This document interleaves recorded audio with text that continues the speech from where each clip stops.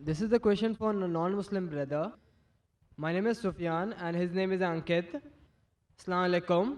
He have one question which is divided into two parts. He was about to become a Muslim. He took a step back. He told that as a Hindu, Muslim also have a caste. Like you are divided into Shia, Bori, Sunni, Jamati, Al-Hadith. And he have a second question that he can go to the graves, Kabristan, and he can ask from them as they are the mediator between him and Allah. Brother asked the question that one of his Hindu friend was about to accept Islam. He took a step back, thinking that even in Islam there are sects like how they have in Hinduism. In Islam, they have got sect, Shia, Sunni, Jamaat-e-Islami, Ahl-e-Hadith. Brother, you read the Quran. There is no Shia Sunni in the Quran. There is no Shia Sunni, there is no Jamaat-e-Islami, there is no Ahl-e-Hadith in the Quran.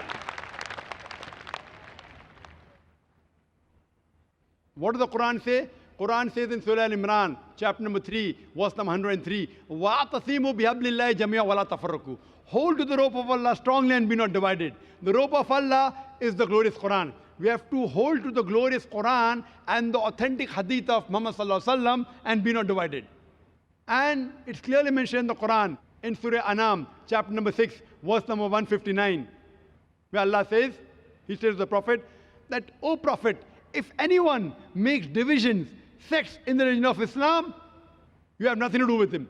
Allah will look after his affairs on the day of judgment. So making sects in Islam is haram. It is prohibited. What was our beloved Prophet? Was he Shia? Was he Sunni? What was he? Our beloved Prophet Muhammad sallallahu alaihi wasallam, you are the Muslim.